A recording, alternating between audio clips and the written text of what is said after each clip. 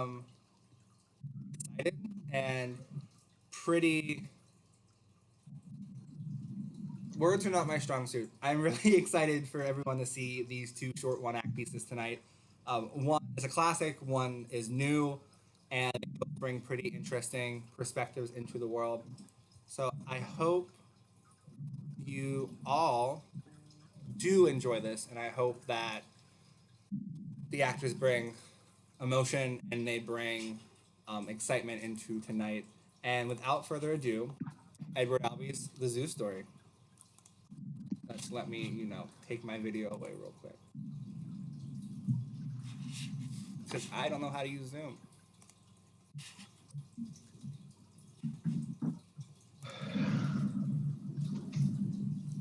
I've been to the zoo. I said I've been to the zoo. Mister, I've been to the zoo. Sorry, what? Were you talking to me? I went to the zoo and then I walked until I came here. Have I been walking north? North, yeah, I think so. Let me see. Yeah, I think so. Is that Fifth Avenue? Yes, it is. And what's that cross street there? That one to the right? I think that's 74th Street. And the zoo is around 66th Street, so I've been walking north. Yeah, it would seem so, yeah. Good old north.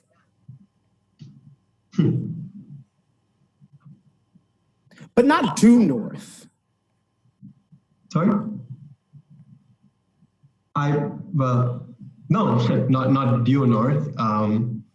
I suppose, not actually north. We call it northerly, I think.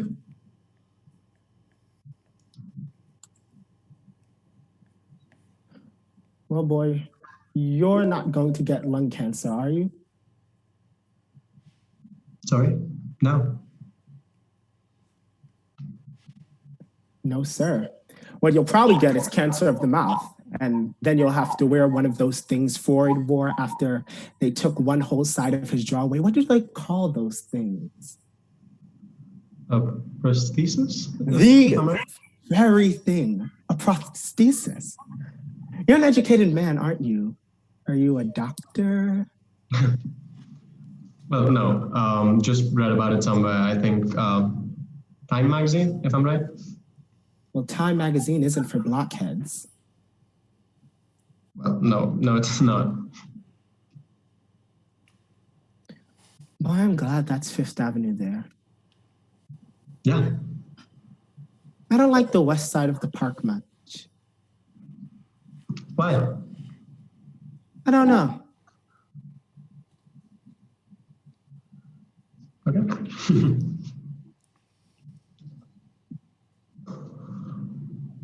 Do you mind if we talk? Oh, no. Yes, you do. You do. No, I really don't. Yes, you do. Okay, no, don't mind at all. Yeah, let's talk. It's a nice day. Yeah, it's lovely. And I've been to the zoo. Yeah, I think you said that, right? Didn't you? You'll read about it in the papers tomorrow.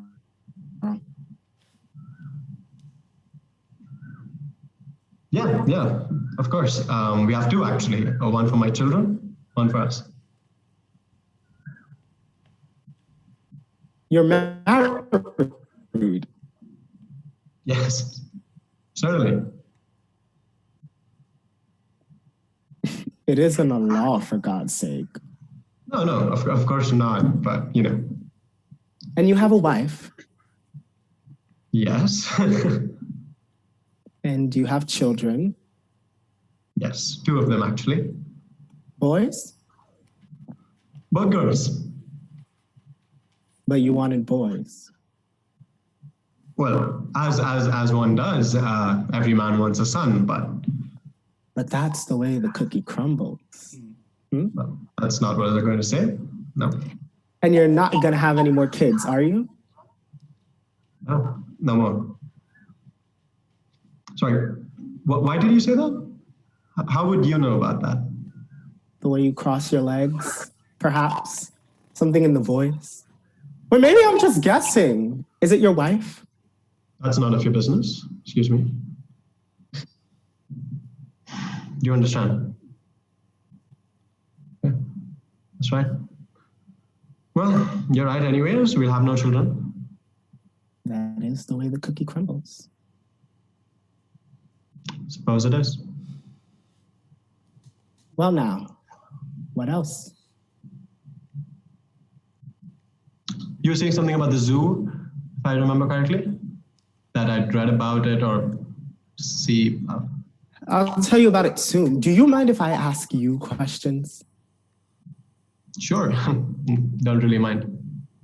I'll tell you why I do it. I don't talk to many people except to say, like, give me a beer, or where's the John, or what time does the feature go on, or keep your hands to yourself, buddy. You know, things like that. I must say I don't really. But every once in a while, I like to talk to somebody. Really talk, like get to know somebody. Know all about him. Am I the guinea pig for today?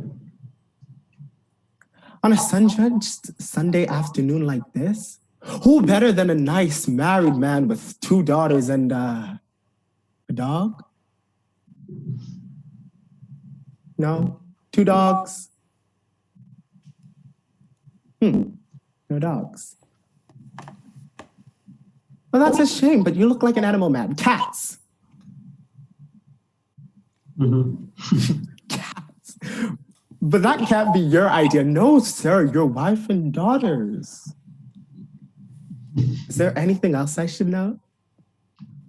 Well, there are there are these 2 parakeets, one for each of my daughters. Birds. My daughters keep them in a cage in their bedroom. Do they carry disease, the birds? I don't think so. That's too bad. If they did, you could set them loose in the house and the cats could eat them and die, maybe. And what else?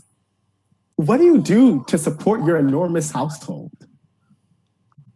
I have an executive position in a small publishing house. We publish textbooks. Sounds very nice. What do you make? No, look here. No, come on.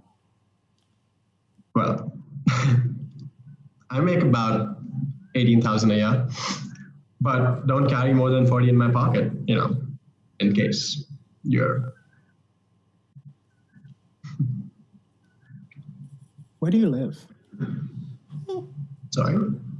Oh, look, I'm not going to rob you. I'm not going to kidnap your parakeets, your cats, or your daughters. I live between Lexington and 3rd Avenue on 74th Street. That wasn't so hard, was it? I mean, I didn't mean to seem. It's just that you don't carry on a conversation. You just ask questions, and I'm normally, what's the word? Reticent. Why do you just stand there? I'll start walking around in a little while, and eventually I'll sit down. Wait until you see the expression on his face. Sorry, whose face? Something about the zoo? The what? The zoo. The zoo, sir. The zoo. Something about the zoo. The zoo. Right. You've mentioned it several times. The zoo. Oh, yes, the zoo. I was there before I came here. I told you that. Say, what's the dividing line between upper middle class, and lower upper middle class? My dear fellow, Don't my dear fellow me. Okay, fair enough. Was I patronizing? I believe I was. I'm sorry. But you see, your question about classes bewildered me. And when you're bewildered, you become patronizing. I guess I don't express myself very well sometimes. I'm in publishing, not writing. So be it. The truth is, I was being patronizing. Okay, no, you don't need to say that. It's all good. All right. Who are your favorite writers? Baudelaire and J.P. Marquand? Well, I like a lot of writers, great many. I have considerable Catholicity of taste, if that's what we may call it. Those two men are fine, each in his own way. Baudelaire is, of course, the finer of the two, but I would say Marquand has a place in our national culture. Sorry. Do you know what I did before I went to the zoo today? I walked all the way up to Fifth Avenue from Washington Square, all the way. Wow. You live in the village? No, I great. don't. I took the subway down to the village so I could walk all the way up to Fifth Avenue to the zoo. It's one of those things that a person has to do. Sometimes a person has to go a very long distance out of his way to come back a short distance correctly. Oh, sorry, I thought you lived in the village. What were you trying to do? Make sense out of things? Bring order? The old pigeonhole bit? Well, that's easy, I'll tell you. I live in a 4-story brownstone rooming house on the Upper West Side between Columbus Avenue and Central Park West. I live on the top floor, rear west. It's a laughably small room. And one of my walls is made of beaver board. This beaver board separates my room from another laughably small room. So I assume that the two rooms were once a room, a small room, but not necessarily laughable. The room beyond my beaver board wall is occupied by a colored queen who always keeps his door open. Well, not always, but always when he's plucking his eyebrows, which he does with Buddhist concentration. This colored queen has rotten teeth, which is rare. And he has a Japanese kimono, which is also pretty rare. And he wears this kimono to and from the John in the hall, which is pretty frequent. I mean, he goes to the John a lot. He never bothers me, never brings anyone up to this room. All he does is pluck his eyebrows, wear his kimono, and go to the John. Now, the two front rooms on my floor are a little larger, I guess, but they're pretty small too. There's a Puerto Rican family in one of them, a husband, a wife, and some kids. I don't know how many. These people entertain a lot. And in the other front room, there's somebody living there. I don't know who it is. I've never seen who it is. Never, ever. Well, why do you live here? I don't know. It doesn't sound like a very nice place where you live, like. Well, no. It is an apartment in the East 70s. But then again, I don't have one wife, 2 daughters, 2 cats, and 2 parakeets. What I do have, I have toilet articles, a few clothes, a hot plate that I'm not supposed to have, a can opener, one that works with a key, a knife, 2 forks and 2 spoons, 1 small, 1 large, 3 plates, a cup, a saucer, a drinking glass, 2 picture frames, both empty, 8 or 9 books, a pack of pornographic playing cards, regular deck, an old Western Union typewriter that prints nothing but capital letters, and a small, strong box without a lock, which has in it, what? Rocks? Some sea rounded rocks I picked up on the beach when I was a kid, under which way down are some letters. Please, letters, please, why don't you do this? And please, when will you do that letters? And when letters too? When will you write? When will you come? When? These letters are from more recent years.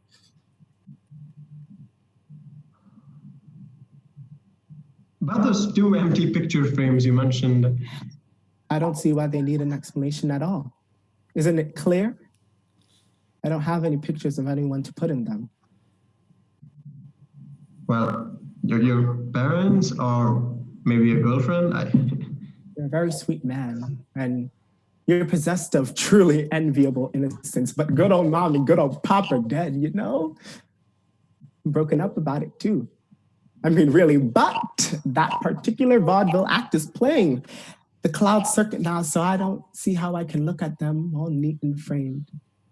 Besides, or rather to be pointed out about it, good old mom walked out on good old pop when I was 10 and a half years old. She embarked on an adulterous turn of our southern states, a journey of a year's duration, and her most constant companion among many others, was Mr. Barleycorn. At least that's what good old Pop told me after he went down, came back, brought her body north. We'd received the news between Christmas and New Year's. You see, that good old mom had parted with the ghost in some dump in Alabama, and without the ghost, she was less welcome. I mean, what was she? A stiff? Northern stiff? At any rate, good old Pop celebrated the new year for an even 2 weeks and then slapped into the front of a somewhat moving omnibus, which sort of cleaned things out family-wise. Oh no, then there was Mom's sister, who was neither given to sin nor the constellations of a bottle. I moved in on her, and my memory of her is slight accepting.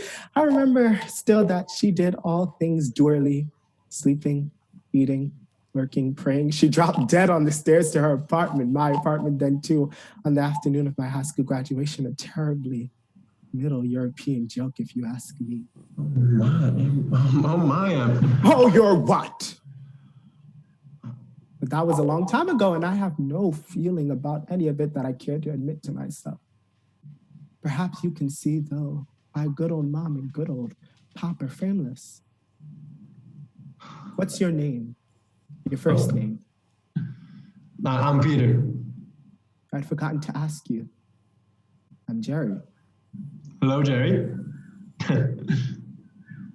And let's see now.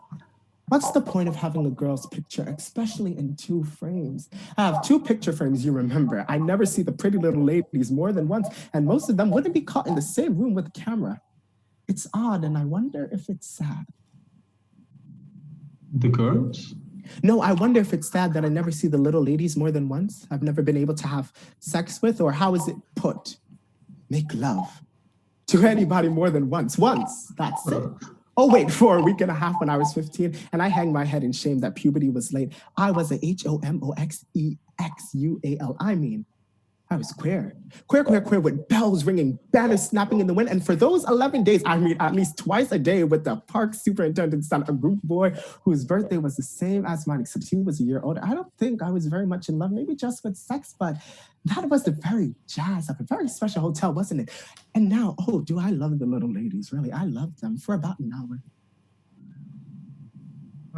It seems perfectly simple to me. I would say. Are you going to tell me to get married and have parakeets? Okay, forget the parakeets and stay single if you want to. It's no business of mine. I didn't start the conversation, to be honest. All right. I'm sorry. All right? You're not angry? No, I'm not angry. Well, good. Interesting that you have me about the picture frame. I would have thought that you would have asked me about the pornographic playing cards. Well, I've seen those. That's not the point. I suppose when you were a kid and your pals passed them around, or you had a pack of your own. Well, everyone did. And you threw them away just before you got married. No. Look, after I got married, I didn't really need them when I got older. No? Well, okay. I'd rather not talk about these things. So, don't. Besides, I wasn't trying to plumb your post-adolescent sexual life and hard times. What I wanted to get at is the value difference between pornographic playing cards when you're a kid and pornographic playing cards when you're older. It's that when you're a kid, you use these cards as a substitute for a real experience. And when you're older, you use real experience as a substitute for the fantasy. But I imagine you'd rather hear about what happened at the zoo. Oh, yeah, the zoo. Sure, yeah, that is if you want to. Let me tell you about why I went. Well, let me tell you something. I've told you about the 4th floor of the rooming house where I lived. I think the rooms are better as you go down floor by floor. I guess they are. I don't know. I don't know any of the people on the third or second floor. So wait, I do know that there's a lady living on the third floor in the front. I know because she cries all the time. Whenever I go out or come back in, whenever I pass the door, I always hear crying. Muffled, but very determined indeed. But the one I'm getting to and all about is the dog, is the landlady. I don't like to use words that are too harsh in describing people. I don't like to, but the landlady is a fat, ugly, mean, stupid, unwashed, misanthropic, cheap, drunken bag of garbage. And you may have noticed that I very seldom use profanity, so I can't describe her as well as I might. You describe her vividly. Well, thank you. Anyways, she has a dog. And I will tell you about the dog. And she and her dog are the gatekeepers of my dwelling. The woman is bad enough. She leans around in the entrance hall, spying to see that I don't bring in things or people. And when she's had her mid-afternoon pint of lemon-flavored gin, she always stops me in the hall and grabs a hold of my coat or my arm. And she presses her disgusting body against me to keep me in a corner so she can talk to me. The smell of her body and her breath, you can't imagine it. And somewhere in the back of that pea-sized brain of hers, an organ developed just enough to let her eat, drink, and admit she has some foul parody of sexual desire. And I, Peter, I am the object of her sweaty lust. That's disgusting. That's horrible. But I have found a way to keep her off. When she talks to me, when she presses herself to my body and mumbles about her room and how I should come there, I merely say, but love. Wasn't yesterday enough for you? And the day before? Then she puzzles. She makes slits of her tiny eyes. She sways a little and then, Peter. And it is at this moment that I think I might be doing something good in that tormented house. A simple-minded smile begins to form on her unthinkable face, and she giggles and groans as she thinks about yesterday and the day before, as she believes and relieves what never happened. And then she motions to that black monster of a dog she has, and she goes back to her room. And I am safe until our next meeting. Oh, it's so unthinkable that, I find it hard to believe that such people really are. It's for reading about, isn't it? Yes. And fact is better left to fiction. You're right, Peter. Well, what I've been meaning to tell you about is the dog. I shall now. Right, the dog. Don't go. You're not thinking of going, are you? Well, no, I wasn't thinking of going yet. Because after I tell you about the dog, do you know what then? Uh-huh. Then I'll tell you about what happened at the zoo. Okay, your full story is on to. You don't have to listen. Nobody's holding you here. Remember that. Keep that in your mind. I know that. You do? Good. Mm-hmm. Okay. All right. The story of Jerry and the dog.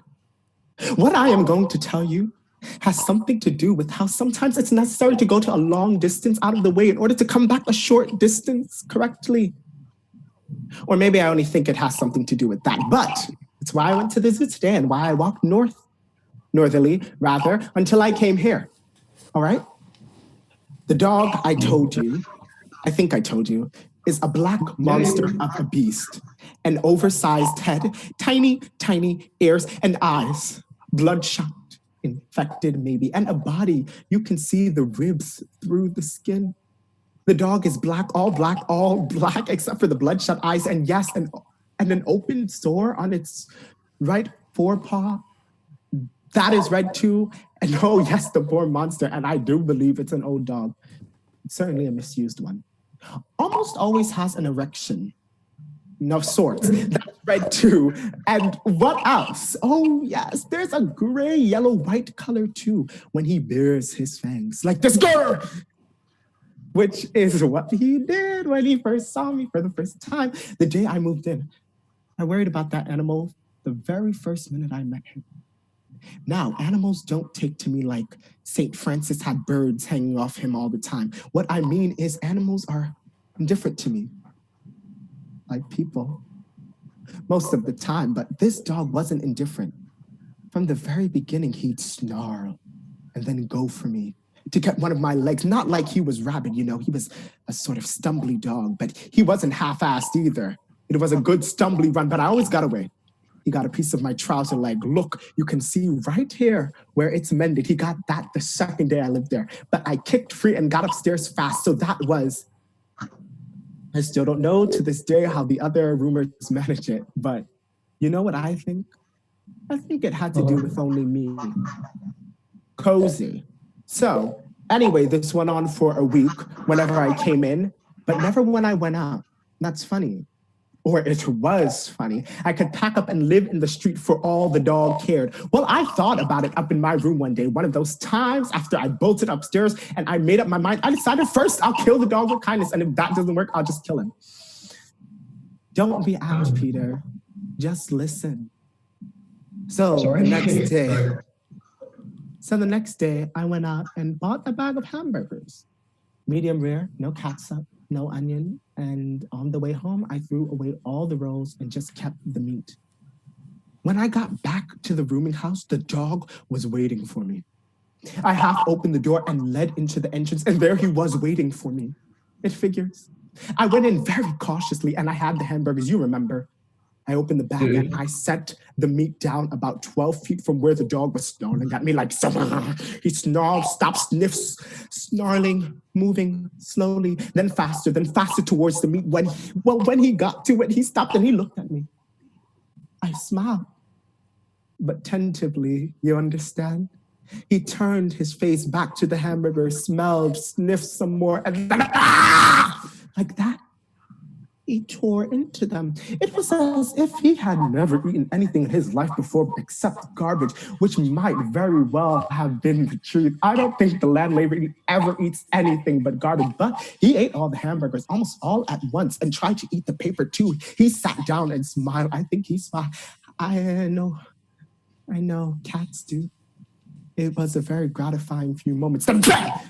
He snarled and made for me again. He didn't get me this time either, so I got upstairs and I lay down on my bed and I started to think about the dog again. To be truthful, I was offended and I was damn mad too. It was 6 perfectly good hamburgers with not enough pork in them to make it disgusting. I was offended. But after a while, I decided to try it for a few more days. If you think about it, this dog had what amounted to an apathy towards me, really. And I wondered if I mightn't overcome this apathy. So I tried for 5 more days, but it was always the same snarl, sniff, move, faster, stare, gobble, smile, sniff, spam. Well, now, by this time, Columbus Avenue was strewn with hamburger rolls, and I was less offended than disgusted. So I decided to kill the dog. Oh, don't be so alarmed, Peter. I didn't succeed. The day I tried to kill the dog, I bought only 1 hamburger and what I thought was a murderous portion of rat poison. When I bought the hamburger, I asked the man not to bother with the roll. All I wanted was the meat. I expected some reaction from him like, "We don't sell hamburgers without rolls," or "What do you want to do, eat it out of your hands?" But no, he smiled benignly, wrapped up the hamburger in wax paper and said, "A bite for your pussycat." I wanted to say, no. Not really. It's part of a plan to poison a dog I know, but you can't say a dog I know without sounding funny. So I said a little too loud, I'm afraid, and too formally, "Yes, a bite for my pussycat." People looked up. It always happens when I try to simplify things. People look up, but that's neither here nor thither. So on my way back to the rooming house, I needed the hamburger and the rat poison together between my hands. At that point, feeling as much sadness as disgust, I opened the door to the entrance hall, and there the monster was waiting to take the offering and then jump me. Poor bastard. He never learned that the moment he took to smile before he went for me gave me enough time to get out of range. But there he was, malevolence with an erection, waiting. I put the poison down, moved toward the stairs, and watched. The poor animal gobbled the food down as usual, smiled, which almost made me sick, and then bam! But I sprinted up to the stairs as usual, and the dog didn't get me as usual. And it came to pass that the beast was deathly ill. I knew this because he no longer attended me, and because the landlady sobered up, she stopped me in the hall that same evening of the attempted murder and confided the information that God had struck her puppy dog a surely fatal blow. She had forgotten her bewildered lust, and her eyes were wide open for the first time. They looked like the dog's eyes. She sniveled and implored me to pray for the animal. I wanted to say to her, Madam, I have myself to pray for, the colored queen, the Puerto Rican family, the person in the front room whom I had never seen, the woman who cries deliberately behind her closed door, and the rest of the people in all grooming houses everywhere. Besides, madam, I don't understand how to pray, but to simplify things, I told her that I would pray. She looked up. She said that I was a liar and that I probably wanted the dog to die. I told her, and there was so much truth here, that I didn't want the dog to die. I did it, and not just because I'd poisoned him. I'm afraid I must tell you, I wanted the dog to live so that I could see what our new relationship might come to. Please, understand, Peter.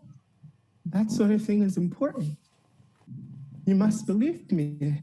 It is important. We have to know the effect of our actions. Well, anyway, the dog recovered. I have no idea why, unless he was a descendant of the puppy that guarded the gates of hell or some such resort. I'm not up on my mythology. Are you? At any rate, and you've missed the $8,000 question. Peter, at any rate, the dog recovered his health and the landlady recovered her thirst, in no way altered by the Bow Wow's deliverance. When I came home from a movie that was playing on 42nd Street, a movie I'd seen, or one that was very much like one or several I've seen, after the landlady told me Puppykins was better, I was so hoping for the dog to be waiting for me. I was, well, how would you put it? Enticed? Fascinated? No, I don't think so. Heart-shatteringly anxious. That's it. I was heart-shatteringly anxious to confront my friend again. Yes, Peter, friend. That's the only word for it. I was heart-shatteringly, etc., to confront my doggy friend again. I came in the door and advanced unafraid to the center of the entrance hall. The beast was there looking at me, and you know, he looked better for his scrape with the never mind. I stopped. I looked at him. He looked at me. I think we stayed a long time that way, still stone statue, just looking at one another. I looked more into his face than he looked into mine. I mean, I can concentrate longer at looking into a dog's face than a dog can concentrate at looking into mine or into anybody else's face for that matter. But during that 20 seconds or 2 hours that we looked into each other's face, we made contact. Now, here is what I wanted to happen. I loved the dog now, and I wanted him to love me. I had tried to love, I had tried to kill, and both had been unsuccessful by themselves. I hoped, and I don't really know why I expected the dog to understand anything, much less my motivations. I hoped that the dog would understand. It's just that if you can't deal with people, you have to make a start somewhere. With animals, don't you see? A person has to have some way of dealing with something. If not people, something. With a bed, with a cockroach, with a mirror. No, that's too hard. That's one of the last steps. With a cockroach, with a carpet, with a roll of toilet paper. No, not that either. There's a mirror to always check bleeding. You see how hard it is to find things with a street corner and too many lights, all colors reflecting on the oily white street. With a wisp of smoke, a wisp of smoke, with pornographic playing cards. With a strong box, without a lock, with love, with vomiting, with crying, with fury, because the pretty little ladies aren't pretty little ladies, with making money with your body, which is an act of love, and I could prove it, with howling because you're alive with God. How about that? With God, who is a colored green, who wears a kimono and plucks his eyebrow, who is a woman who cries with determination behind her closed door, with God, who, I'm told, turned his back on the whole thing some time ago, with someday, with people, with an idea, a concept, and wherever better is in this humiliating excuse for a joke, we're better to communicate one single simple-minded idea in an entrance hall where it would be a start. Where better to make a beginning to understand and just possibly be understood, a beginning of an understanding than with a dog. Just that, a dog. A dog. It seemed like a perfectly sensible idea. Man is a dog's best friend, remember? So the dog and I looked at each other. I no longer than the dog. And what I saw then has been the same ever since. Whenever the dog and I see each other, we both stop where we are. We regard each other with a mixture of sadness and suspicion, and then we feign indifference. We walk past each other safely. We have an understanding. It's very sad, but you'll have to admit that is an understanding. We have made many attempts at contact and we have failed. The dog has returned to garbage and I to solitary, but free passage I have not returned.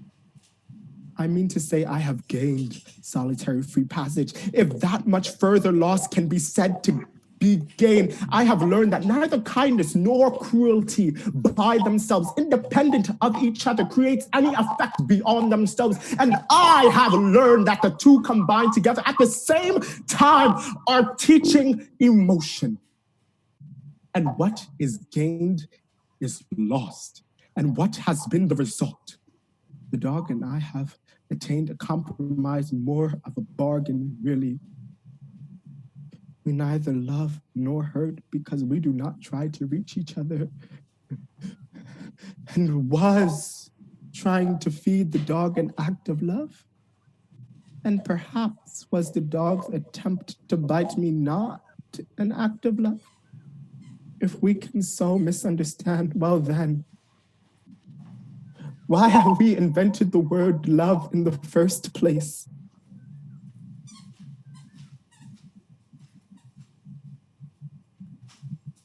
The story of Jerry and the dog. The end. Well, Peter, do you think I could sell that story to the Reader's Digest to make a couple $100 for the most unforgettable character I've ever met? Huh? Come on now, Peter. Tell me what you think. I don't understand. What? I don't. Sorry, why did you tell me all of this? Why not? I don't understand. That's a lie. No, what? No, it's not. I tried to explain it to you as I went along. I went slowly. It all has to do with... I don't want to hear it anymore, okay? I don't understand you or your landlady or her dog. Her dog? I thought it was my... Oh, no, you're right. It is her dog. I don't know what I was thinking about. Of course, you don't understand. I don't live on your block. I'm not married to 2 parakeets or whatever your setup is. I am a permanent transient, and my home is the sickening rooming houses on the west side of the New York City, which is the greatest city in the world. Amen. I'm sorry, I didn't mean to. Forget it. I suppose you don't quite know what to make of me, eh? We get all kinds of publishing. You're funny, man. You know that? You're a richly comic person. Not really. Peter, do I annoy you or confuse you? I must confess, this wasn't the kind of afternoon I expected. I mean, I'm not the gentleman you were expecting. I wasn't expecting anybody, eh? No, I don't imagine you were, but I'm here, and I'm not leaving. All right. But hey, I should get going soon. Oh, come on. No, I really should get going soon. I really should get going soon. It's time. Sorry about that. Oh, come on. No, no. Oh, come on. Don't stop that. Stop it. Oh, come on. So stop it. Oh my. The parakeets will be selling the dinner soon and the cats will be like, stop it. Stop it, the cat's moving. Peter, Sorry, what? listen now. Oh, what is it? Oh my! Peter, do you want to know what happened at the zoo? Sure. Whoa, sure. I had a little bit of a zoo myself, huh? Parakeets setting the dinner table. Sorry, please go on. Yes. Yes, that was very funny, Peter. I wouldn't have expected it. But do you want to hear what happened about this at the zoo or not? Yes, by all means. Tell me what happened to this zoo. I've got enough time. I don't know what happened to me. Sorry. Now I'll let you in on what happened at the zoo, but first I should tell you why I went to the zoo. I went to the zoo to find out more about the way people exist with animals and the way animals exist with each other and with people too. It probably wasn't a fair test, what with everyone separated by bars from everyone else, the animals for the most part from each other, and always the people from the animals. But if it's a zoo, that's the way it is. Move over. Oh, sorry. I haven't enough room. Sorry. Well, all the animals are there, and all the people are there, and it's Sunday, and all the children are there. Move over. Oh, all right. Yeah. And it's a hot day, so all the stench is there too. And all the balloon sellers and all the ice cream sellers and all the seals are barking and all the birds are screaming, move over. Okay, look here. You have enough room? And I am there and it's feeding time at the lion's house, and the lion keeper comes into the lion cage, one of the lion cages, to feed one of the lions. Move over! Never anymore. Stop hitting me. What's the matter with you? Do you want to hear the story? Well, I don't know. I certainly don't want to be punched in the arm anymore. It's like that. Stop. What? What is the matter? I'm crazy, you bastard. That's not funny. Listen to me, Peter. I want this bench. You go sit on the bench over there, and if you're good, I'll tell you the rest of the story. I'm sorry, what?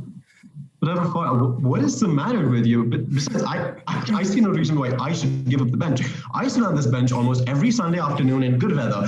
It's secluded here. There's no one ever sitting here. So I have it all to myself. This is my bench. Get off this bench, Peter. I want it. No. I said I want this bench and I'm going to have it. Now get over there. Well, people can't have everything they want, can they? You should know about that. It's a rule. People can have some of the things they want, but not everything they want. Emphasize! You're slow-witted! Stop that. You're a vegetable! Go lie on the ground! Okay, now you listen to me. I've put up with you all afternoon and... Not really. Okay, long enough. I've put up with you long enough. I've listened to you because, it seemed like you wanted to talk to somebody. You put things well, economically, and yet, what is the word I want to put justice to your Jesus? You make me sick. Get off here and give me my bench. My bench.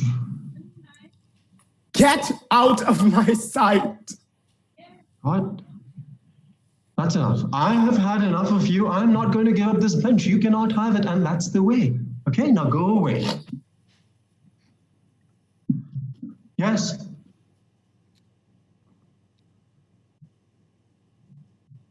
Get away from here. If you don't move on, you're a bum. That's what you are. If you don't move on, I will call a policeman and make you go.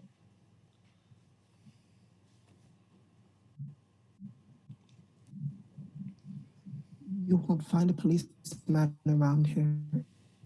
They're all over the west side of the park chasing fairies down from trees or out of the bushes. That's all they do. That's their function. So scream your head off. It won't do you any good. I am warning you. I will. Police! I'm warning you. I will have you arrested. No, no, take my word for it. Police! I said police! Okay, I feel ridiculous, but You look ridiculous. A grown man screaming for the police on a bright Sunday afternoon in the park with nobody on you. If a policeman did fill his quota and come sludging over this way, he'd probably take you in as a nut. okay, great God, I just came here to read and now you want me to give up my bench? You are mad. Hey, I got news for you, as they say. I'm on your precious bench and you're never gonna have it for yourself again. Look here, get off my bench. I don't care whether this makes sense or not. I want the bench to myself, okay? I want you off it! Oh, look who's mad! Get out! Get out! I warn you, I'm going to get out! Do you know how ridiculous you look now? Okay, it doesn't matter. At this point, it does not matter. Get away from my bench! Why? You have everything in the world you want. You've told me about your home and your family and your own little zoo. You have everything. And now you want this bench. Are these the things men fight for? Tell me, Peter, is this bench, this iron, this wood, is this your honor? Is this the thing in the world you fight for? Can you think of anything more absurd? Absurd. Look, I'm not going to talk to you about honor or even try to explain it to you. Besides, it isn't a question of honor, but even if it were, you wouldn't understand now, would you? You don't even know what you're saying, do you? This is probably the first time in your life you've had anything more trying to face than changing your God's toilet box. Stupid! Don't you have any idea, not even the slightest, what other people need? Oh boy, listen to you. Well, you don't need this bench now, do you? That's for sure. Yes, I do. I've come here for years. I have hours of great pleasure and satisfaction right here, and that's important to a man.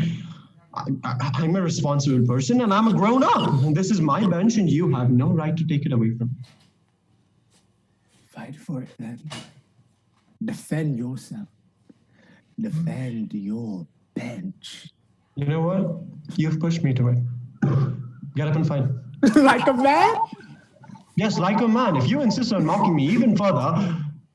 I have to give you credit for one thing. You are a vegetable. And a slightly nearsighted one, I think. Okay, that's enough. But you know, as they say on TV all the time, I know, you know, and I mean this, Peter, you have a certain dignity. It surprises me. Stop. Very well, Peter. We'll battle for the bench, but we're not evenly matched. Oh my God, you are mad. You are suffering, man. You're gonna kill me? I am sorry. There you go. Pick it up. You have the knife and we'll be more evenly matched. Excuse me. No, I am not picking that up. Now you pick up that knife and you fight me. You fight for your self-respect. You fight for that goddamn bench. Oh, excuse me, let go of me. Help! You fight, you miserable bastard. You fight for that bench. Fight for your package. Fight for your cat. Fight for your genetics. Fight for your wife. Fight for your mother. You pathetic little vegetable. You couldn't even get your wife with a male child. It's a matter of genetics, not manner, you monster. You know what? I'll give you one last chance. Hey, get away from here and leave me alone. So be it.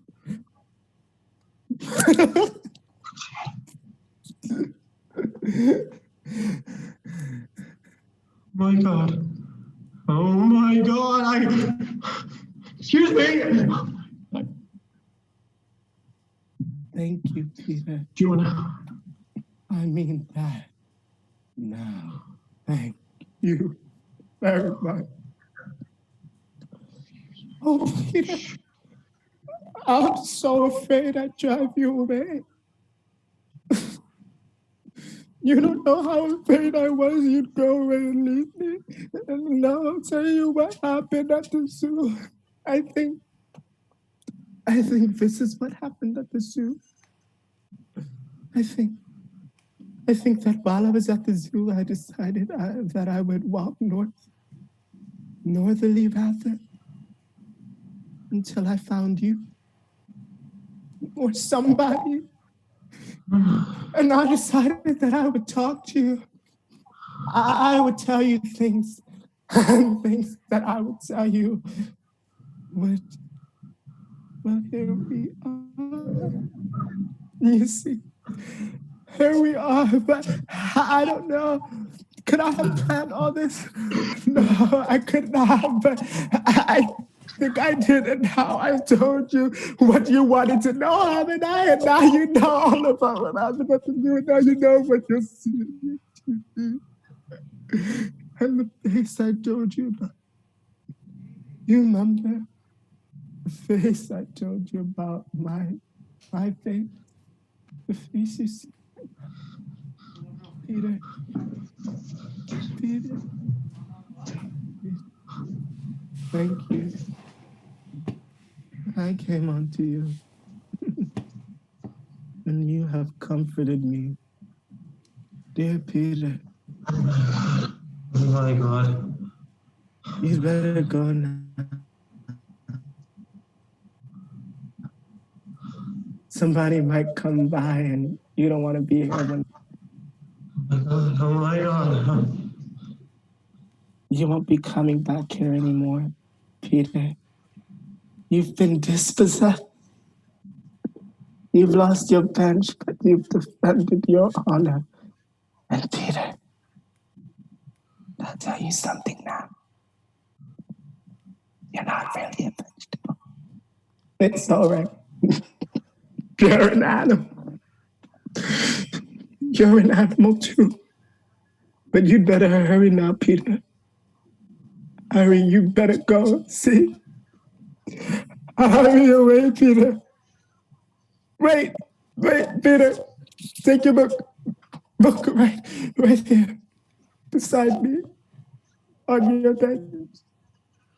My bench, rather. Come, take your book. Hurry, Peter. Very good, Peter. Very good. Now, hurry away. Hurry away. Hurry away. Your parakeets are making the dinner. The cats are setting the table. Oh my God. Oh my God. Oh my God. Oh my God.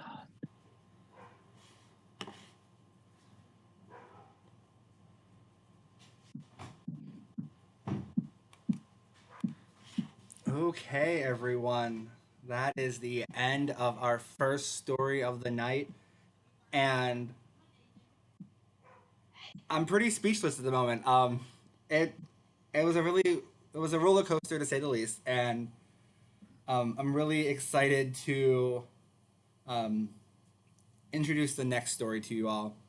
Uh, the next story of the night is called Just One Drink, and it's about a 23-year-old superstar named Lexi who's going through a messy divorce, and a 23-year-old girl named Erica who is kind of struggling, and their interactions with each other.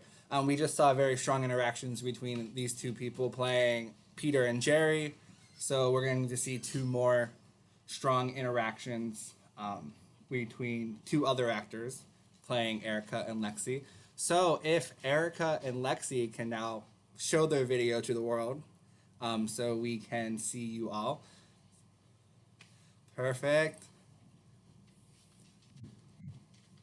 Now, just one more. But while we wait for Lexi to turn on her video,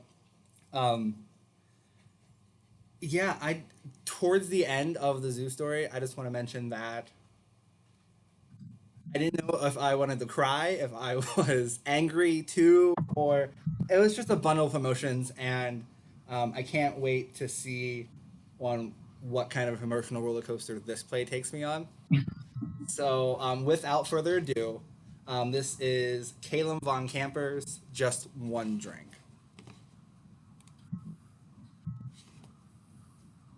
Hello? Hey, anyone in this godforsaken college shithole sells booze after 9? Hi. So sorry, but we're closed too. No, you're not.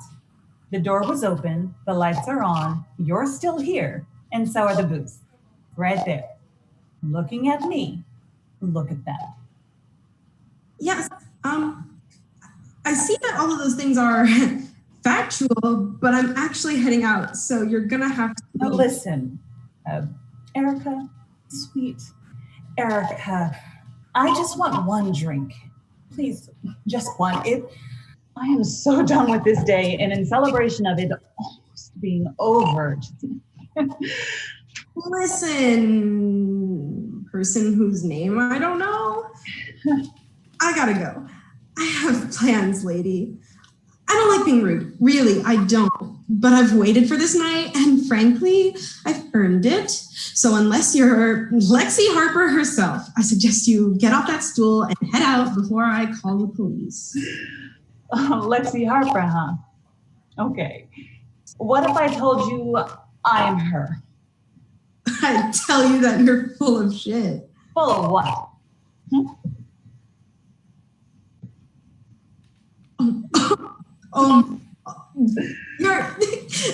You're Lexi Harper. I know, right? That's crazy.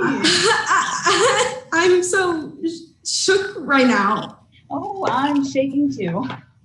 You are like my favorite artist, like ever.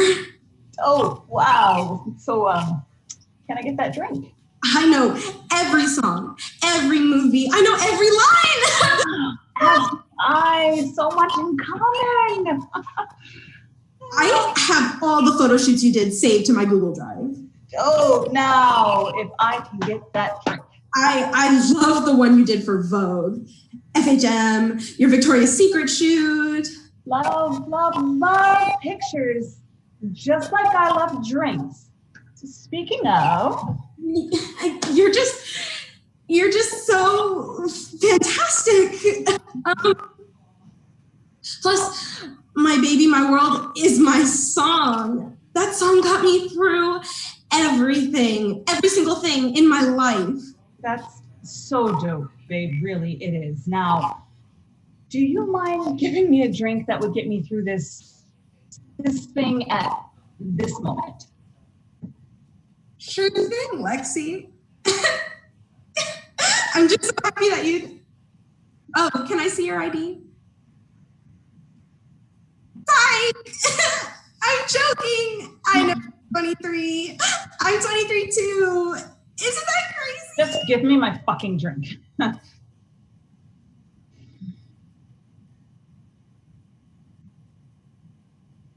Sorry. Damn, I'm just such a big fan. I know. But you know what a real fan would do right now? Take a bunch of selfies together before going on tour with you and becoming your permanent assistant / right-hand woman / best friend forever with matching tattoos. What? What? Babe. Yes, Lexi? A fan would pour me a drink and give me peace. Right. Got it. And a bit of quiet. Okay. Maybe some space. Noted. Wait a second.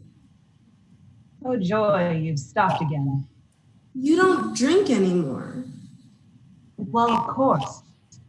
I can't start drinking again until you put that beautiful, curvy glass into my unbearably sober hand. But I thought when you married Ricky that you went to rehab. Yes, what a memory you have.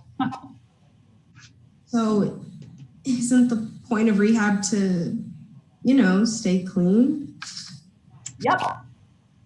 Like the point of a barista is to give customers their fucking drinks. I can't serve you. You can, though. I won't serve you. You will, though. As president of the Lexi Harper fan club on Twitter, aka the Hearts, You made that group? Sure did. I hate that group. Stop retweeting in all of your coverage videos and change your fucking name. It sounds too close to herpes. Like herpes. Hurtful, but noted. But I refuse to let you fall back into Lexi Harper circa 2016 days, twerking on Mickey Mouse at Disney World. I was just having fun. Growing up on Michelle Obama. I did her a favor. That dress was awful. And let's not forget the cursing fit on the set of Sesame Street. No. You can't have that one. That was because of sexual harassment. Big Bird put his big wing on my ass. The answer is no. I'm sorry. Fine. I'll just drive to West Place and score there. Shit. Thanks for wasting what little time I had left. Absolutely not, Lexi. Jeez, you're psycho. You can't hold me hostage. You're Lexi Harper, a role model for young, empowered women everywhere. I wouldn't be able to sleep tonight knowing I let you fall back into substance abuse. Listen here, you manic pixie nightmare. I had the longest day of my life, and if you don't let me drink soon, the only thing that'll get longer is your neck when I'm done wringing it. Wow, you're nicer on TV. And you're more attractive on Twitter. Well, again, hurtful. My bad. I get bitchy when some random college student locks me in a diner against my will, especially without booze. I graduated college already, with honors. And you work at a bar/diner in the middle of nowhere. Grand! Dude. Again, my bad. It's the being held hostage thing. Now, Miss Honor Student, use those honored hands to either fetch me a bottle or open the fucking door. I can't, Lexi. Why not? I love you. Okay, no. I mean, look, I look up to you. Sweetie, we are the same age. I know, but I don't want to lose you. What? What do you mean? It's just a drink.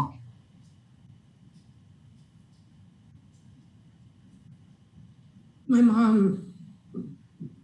mother, she abused a whole bunch of stuff. Basically, whatever she could grab. And no one really knew why. Well, my dad did. He used to take me and my sister to the Poconos every year. It was our daddy-daughter dude down. No offense, but your family shouldn't name things. Yeah, it was gross. In hindsight, but we actually got the name from the movie Good Burger. Wait, I love that movie. I'm a dude, he's a dude, she's a dude, we're all dudes, yeah. I'm a dude, he's a dude. Wow, you just did that. Wow, shit. What? Nothing. It's just that you are singing like my favorite movie thing, and you are my favorite person. So it's a little jarring. Right. So the Poconos. Oh, right. Sorry. So when I was 16, we went there, and it was also when I got to see my first concert. I had no idea who the artists were, but my dad told us that we love them. And so when Poconos. 16. Shit, that was how old I was when I had my first concert. Oh. Yeah, you two were my first concert. Lexi and Bailey, the Lost Sisters. Well, fuck me. What? Easy, champ. It's an expression. Oh, fuck me. If you want. What? Jeez, you're easy. Continue the story. Right. Yeah. It was life-changing. Shit, feels so long ago. Not to me. It feels like it happens every time I close my eyes. I never forget how I felt that night. I was in the front row, slightly to the right. You and Bailey wore kind of the same dress I had on, but your dresses fit better. And I remember the crowd was nuts for you. I barely heard your introduction over the screams. And then you two sang. Oh my God, you sang. And everyone went quiet. You could hear the birds flapping their wings outside every time you took a breath. The power that came out of your lips, in your stance, your eyes. You saved my baby, my world for last. And you looked at me. Well, maybe not at me, but in my direction. But it felt like you looked at me. How do you do that? Sing to thousands of people, but make every note, every word feel so personal. Because every note is personal, Erica. It what is a song about real love, you know? Yeah, I know. And it was the most amazing night of my life. And then that week ended, and we went back home a day earlier than usual. My sister, Carmen, I don't know if I said her name. Yeah, you're not really good at telling stories. Well, yeah. Anyway, Carmen, she got sick during the show and wanted Mom. So we came home to surprise her, and we saw her making breakfast in her nice robe. Dad got it for Christmas. She only wore it for, I don't even know why I'm talking about her robe.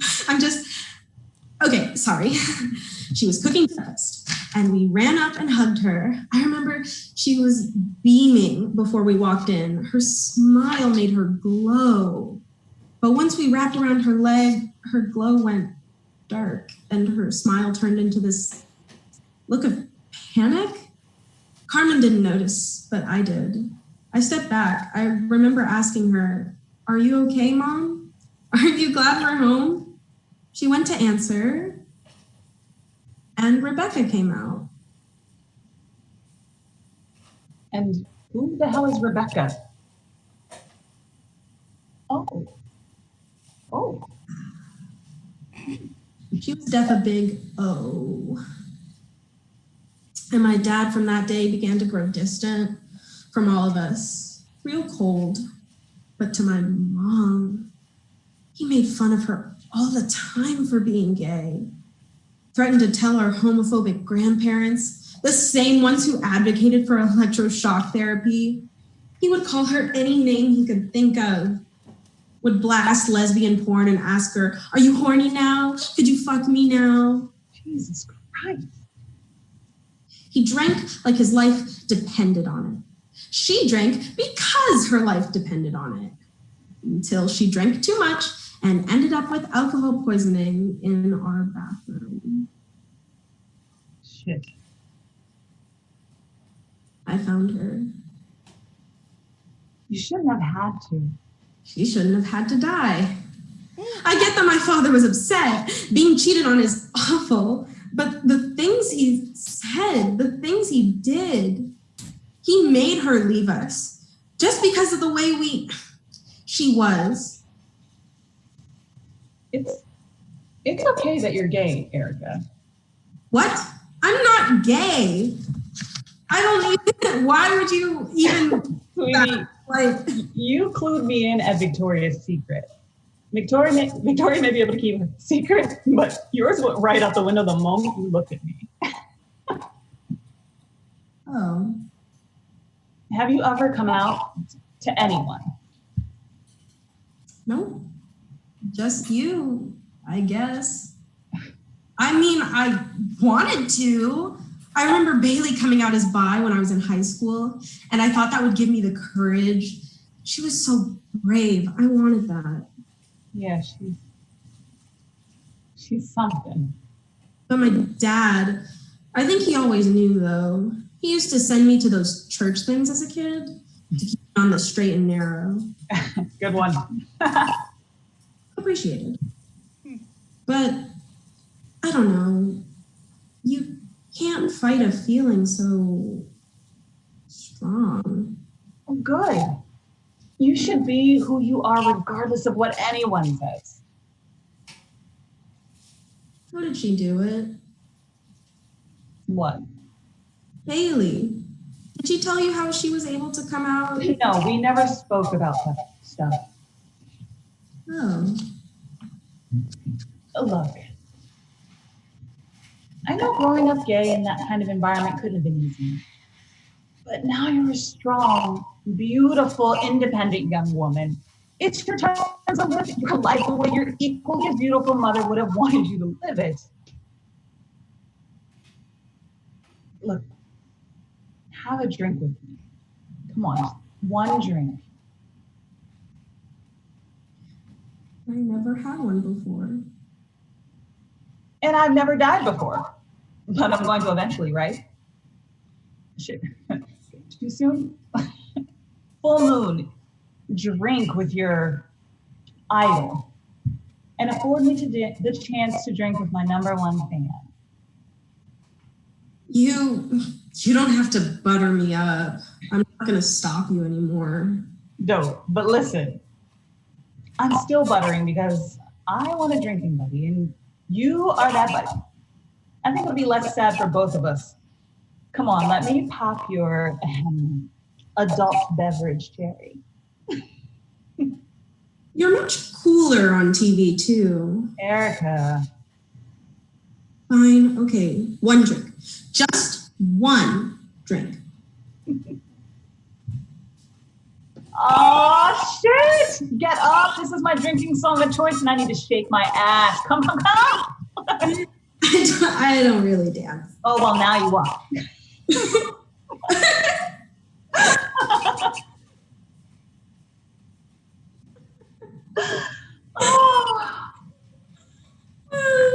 You're too much. You're so fun. You're not bad yourself, girl. All the time. Oh, no, I'm not that fun. You are. You are so awesome. The fact that Ricky gets to be with you all the time, he is so lucky to have people like you. We're not getting back together, okay? I wish everyone would stop saying that. What? You and Ricky split? Catch up, Miss Fan Club. He had a whole fucking press conference earlier. Wait, what press conference? Geez, some fucking fan you are. He introduced his new big titty toy in front of the whole world, after also spilling the beans that he knocked me out. Wait, you're pregnant? Jesus, Lexi, put that down! Fuck off, I'm not keeping it, so what does it matter? Oh, fuck, why does everyone think they know me and can control me? I don't want to control you. You think you know so much about me? Fuck you. I'm sorry, I brought up Ricky, okay? I didn't know, I'm sorry. And Bailey? Bailey, I thought you guys... You had no right to talk about her, no, to bring her up. I'm sorry, Lexi. You fucking clit lickers are the worst, and the closeted ones are the worst of the worst. Okay, that's uncalled for. You didn't need to go there. Don't police me. I'm drunk and miserable. You had one drink. I'm a lightweight. Fuck off. Dude, chill. Dude, fuck off. You said that. And yet here you are, not fucked off yet. Okay, I'm taking this. Hey! Look, I'm sorry this happened to you, but I'm not gonna let you drink yourself to death in front of me because your soon-to-be ex-husband is a massive dick. It's not that big. I said is, not, that's not what I meant. And I only had one drink. You're a lightweight. And you're kind of cute. Kind of, thank you. Holy shit, you so have a boner for me. No, I don't. Shut your face. Oh, wow, good comeback. Wow, good comeback to my comeback.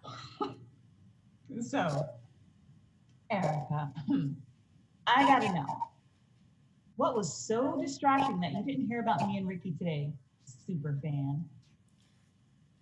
Well, I actually was in the process of being the woman I wanted to be at work. Well, not at work, but Holy shit, you fucked? no. No, you're too soft.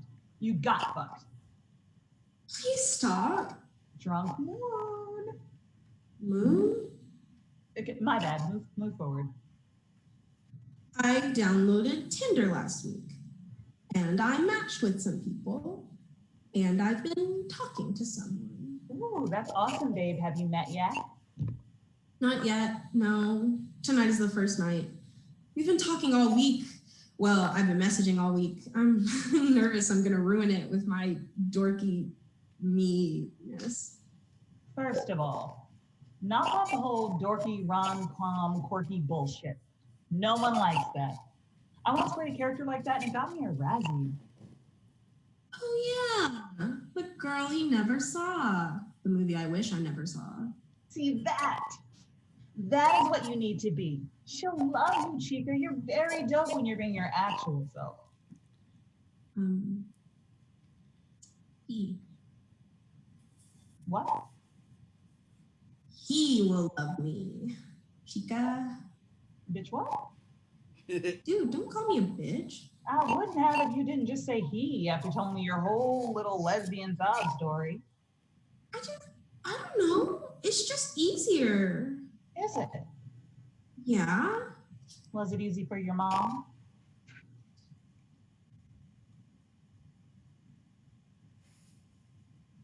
Get out. Not until you admit that you're not happy hiding who you are. I'm not hiding. It's torture, isn't it? You hate yourself, don't you? No. Having to live in the shadow of who you actually are. Shut up, Lexi. You need to stop beating yourself up because of your father's stupidity. You don't know shit. Privileged ass celebrity. You can be whoever you want and people kiss your ass for it, call you brave. You think my father, who pays my rent, my bills, and provides Lord knows what else I need, will love if I show up to Thanksgiving with Mara and flaunt how much I like her in his face, regardless of his feelings, regardless of his hatred? Yeah. It's so easy to come out for a college graduate working in a shithole that, by the way, is extremely homophobic. I quit my job, my apartment, my life. You have no idea about my life. You're right. He's gonna love you. You'll be fine. Thanks. Oh, shit. I'm supposed to meet him in 21 minutes. I'm like 19 minutes away. Listen, babe, go. I want you to go and have fun with your lucky little right swipe. I'll lock up.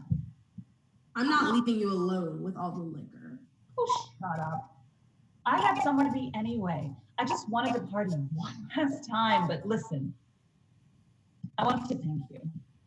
I couldn't have thought of a better dance partner to share my best last dance with. Lily, come here. Anytime, but why do you keep saying last to everything? You said it, we're young and independent. Divorce doesn't have to be the end of you. You'll have plenty more parties. Yeah, right. Now go on. I told you I got you. Okay, I got this. Thank you so much, Lexi, for all of this. This might be my new best night of my life. Erica? Yes, Lexi? Can I have my body back? Oh, I'm sorry. Oh. Hey, give me those. Why do you have these? That's my damn business. So give me my pills. Why do you need these? I have a mouse problem. Last party, huh? Erica, look at me. You don't understand. I don't understand. You're so right that I don't understand. You're my fucking idol. I have bought everything you've ever sold me. Listen to every word you ever said. I understand, but you just don't. And now what? You go through a rough patch and decide to selfishly end your life? Turn your songs into memorials, your movies into archives? Did you even think about your fans? The ones that got you here? We look up to you, rooted for you when times were hard and cried with you when times were bad. We were in this together. Yeah, you were with me through all the shit I went through? I mean, in a sense. Well, then why couldn't you have stopped me from going into a loveless lie of a marriage? Stop me from doing drugs and drinking in the first place when my dad pushed me too hard into singing and dancing for all the songs and movies you love so much. Did we have 20-hour rehearsal days? Then I said all those Hollywood personnel made me do things to get the roles you memorized all the words to when we were 18. Did you go to the parties at 16, 17? With grown people snorting cocaine and giving blowies in the bathroom for sitcom roles? Did you hold me when my parents pimped me off to my first boyfriend, my 49-year-old boyfriend when I was only 15? Who happened to be an agent and got me on that stage with his daughter, who won't even answer my calls anymore. And that night you hold so near and dear to your life in exchange.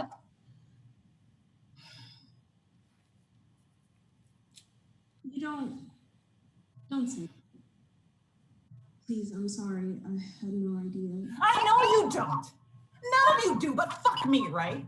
I'm so selfish for not extending long tours or attending autograph sessions I didn't approve. How dare I not respond to your tweet on your birthday or take a pic with a child while my plane is about to board and I'm gonna miss it. Fuck me for not wanting to feel any of this anymore. I'm sorry I'm doing this to you.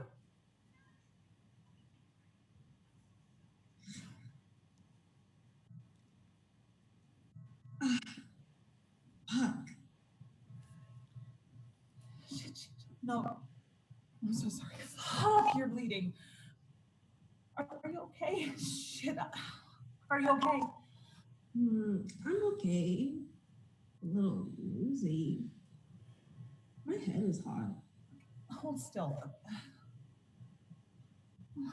You. You're so nice. I'm so sorry, Erica. We've said that a lot tonight. You've said it a lot. I only say it when I mean it. And I do. I hope you're okay. I am. I only have a little blood in my ears. I'm gonna get help. No, don't leave. Just stay, please. Are you crazy? You're bleeding out. You think I might die? Not if I get you help. Like I tried to help you. No. Why do I deserve to live and you don't? I understand I can't stop you. No, don't worry about it. Can you just do me a favor? One favor? Yeah, babe, what can I do for you? Please, just don't do it here. Done. I won't. I kind of deserve better than a cheap diner. Rude, but true. Right, well, thanks. I'm gonna get you help. One more thing. Yo, what is it? I know you said you'd never sing My Baby, My World again after you and Bailey split, but do you think... No. But you... Listen, I get this is a fucked up thing that's happening right now. I almost killed you, and I do feel like a right dick telling you no while you're on the brink of tears and mentally preparing yourself to see me become a news headline, but I just can't do this. Why do you always talk like this? That song, It's too personal. Then tell me, why can't you sing it anymore? What happened with Bailey that ruined the song for you? Erica. Please. Fuck, you're a pain in the ass. Fine, I'll tell you, but you can't tell anyone. Deal? Yes, of course. And you'll let me get help. Mm-hmm. Not a word? Okay. That's a word. Lexi. Okay. I wrote it about my first crush. Oh, who was it? Okay, so that night at the concert, I saw her, but not for the first time. In the crowd? Yeah, see, earlier that night, I snuck out with Bailey to hit a spliff, and we just... Spliff? Weed love. Who says spliff? Do you want the story or not? Okay. We were smoking in the upper deck before they let the crowd in. Bailey had been talking about not wanting to perform. She felt like she wasn't having fun anymore. Her dad made us perform all the time. And when we weren't performing, we were recording or rehearsing. And Bailey lost her love for music, but I didn't. I told her about this song I just wrote, that song, and pulled her back to the dressing room to play it for her. She cried and asked me who it was about. It was for my first crush. Girl in the audience.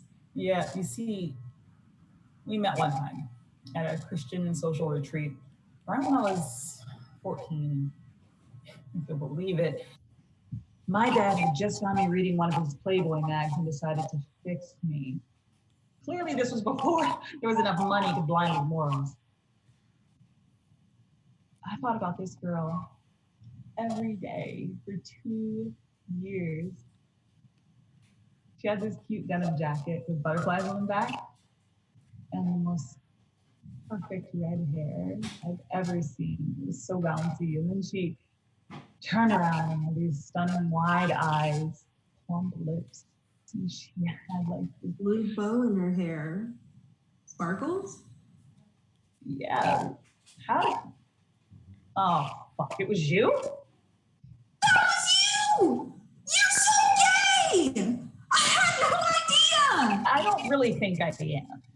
You were the first girl I ever told I was having gay thoughts. And you told me that you were feeling the same way. And then... I kissed you in the broom closet. Damn, you were a good kisser. I still remember. I gotta say, though, I like you better as a redhead. Okay, now you can fuck off. I can't even believe you remembered that. We were like 14. Look so different.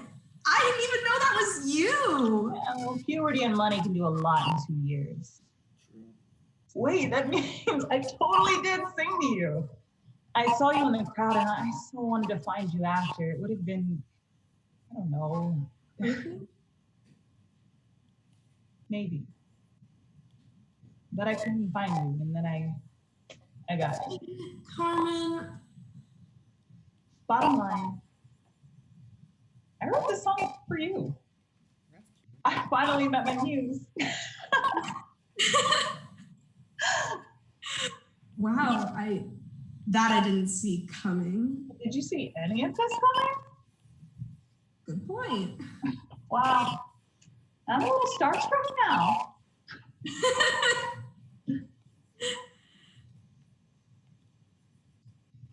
But what do you mean you don't think you're gay? And I don't get the song thing. You can't sing it because of me? No, it's because of Bailey. Oh, another woman that you liked. Yeah. But you don't think you're gay. I don't know. But it's just that. Stop. Okay, I said what I said. Stop crying. You're pissing me off. Sorry, I didn't mean to. I'm not attracted to women. I honestly never dated or was into any other girls except for Me? yeah, you. And when it came to Bailey,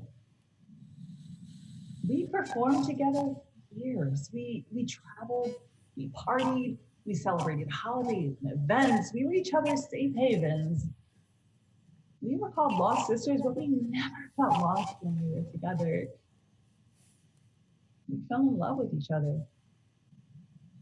It was a slow and natural build like I've never felt before. It became so strong over feeling that we couldn't keep our hands off of each other.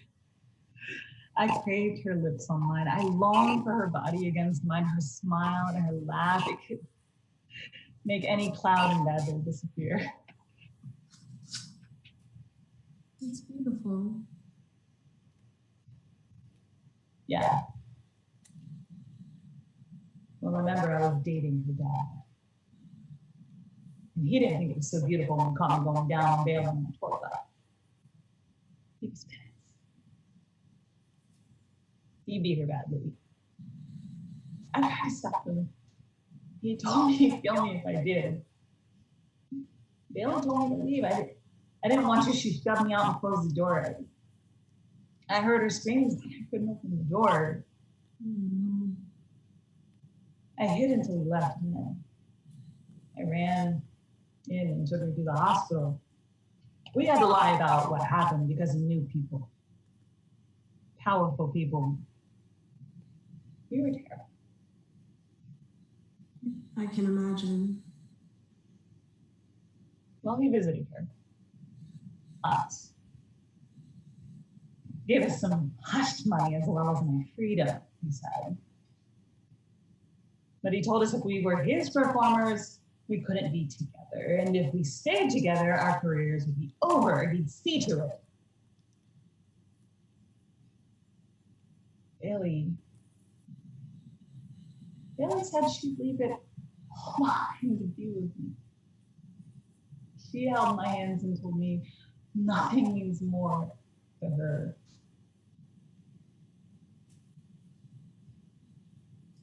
Oh, Lexi. You did it. So stupid. I chose to stay in the industry because of my father. I let my father's hunger and rule decide my life, my happiness, and it hurts so bad. I'm so sorry, Lexi. I love her, Erica. My heart hurts so badly. I just want else. You're still here. You're still alive. And so is she. So is your love. Don't give up. Go get her. She won't answer me. Go to her. How? Well, she has a cafe in Philadelphia. What? How do you even? Super fans. Miss Fan Club, remember? Biggest fan. I know she's not you, but she's important to your legacy. And after tonight, I see she's important to your life. I'm scared. You're ready. Right. Okay. You're right. Duh. Thanks, babe. Anytime. Well, I missed my date. He just texted me that he's going to meet with his backup option. Oh, well, shit. I mean, at least you were plan A. Now can I get you to the hospital? I'm fine, see? I'll go tomorrow, first thing. Tonight. Tonight, that's what I meant. But, thank you for all of this. I wish. Here. I'm not going anywhere, okay? I've just had it hard lately. I just gotta power through this. You were right. There's a lot of eyes on me. It's stressful, but people like you make it worth it. You don't even understand. Looking into your eyes as I sang, it was exactly why I eventually fell in love with this business. Not to mention the people that need to find their own voices and shit. I want to be that for people. That helps. Thank you for showing me I do have a purpose over being arm candy for some formerly repressed B-lister. Anytime, Lexi. But you don't have to power through anything. It's okay to be sad. Just reach out, you know? I'm here for you. I appreciate that. Till we meet again, Erica. I can't wait, Lexi.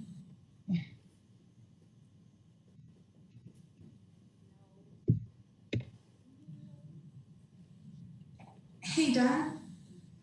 No, I'm not going out tonight. Yeah, he got sick.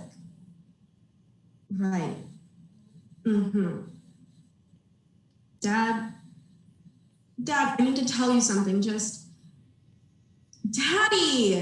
I don't care about your basketball game right now, okay? Just listen. Don't say anything until I'm done, okay? Thanks. Dad, I love you more than life itself. You and Carmen are all I've had in my life, and your happiness means the world to me. I need you to know and understand that. Understand, I love you and want you to be happy. But I'm not happy, Dad. I haven't been happy in years. I know Mom hurt you. Her leaving hurt me. But I'm hurting even more now because I realized that she was hurting too. You were both raised in a town that made you conform to what they thought you should be.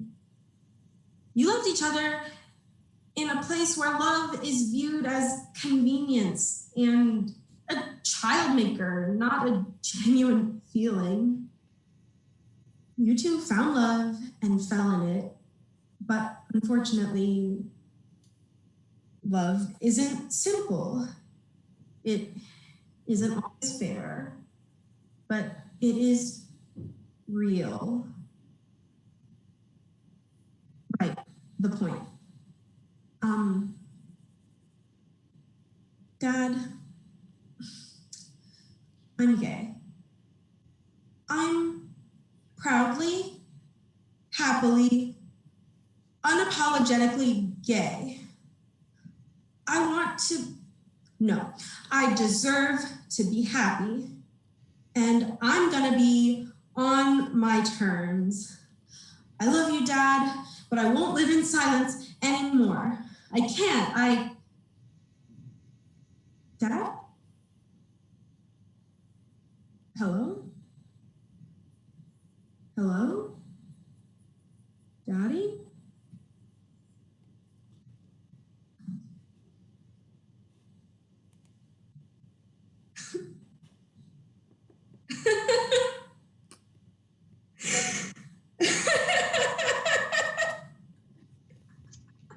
Wow, I'm getting serious Joker vibes. You scared me. Oh, I didn't mean to. I have a favorite hat. Okay. So, it's a little too late to travel to Philly, and even then, it's a trip I don't want to take alone. Oh. I was thinking maybe we could continue our girls' night at the hospital, then your place. maybe pack a few of your things and we can, what did you say earlier? Take a bunch of selfies together before going on tour with you and becoming your permanent assistant / right-hand woman / best friend forever. With matching tattoos. You want me to be your assistant? I want you to be my right hand and best friend. Okay. It'd be great if you let me ask you on a date first, you animal. Hose off, will you? Oh, shit. I'm so sorry. I'm really sorry. And my face got warm. Erica, babe, I appreciate you as a person, but you have got to chill with saying sorry for everything. Dope. Better. Let's get out of here. We got a long trip ahead of us. But a great one. Hell yeah. I'll queue up Good Burger for the ride. While we're driving? Babe, I'm rich. I drive nowhere. Charles drives. Wave to him. I take back what I said. You're so cool. Dope. Let's go, you little weirdo. Race you to the car. Oh, you definitely have a concussion. Maybe I do. I'll go ask Charles what he thinks. And I'm definitely glad I came for that drink.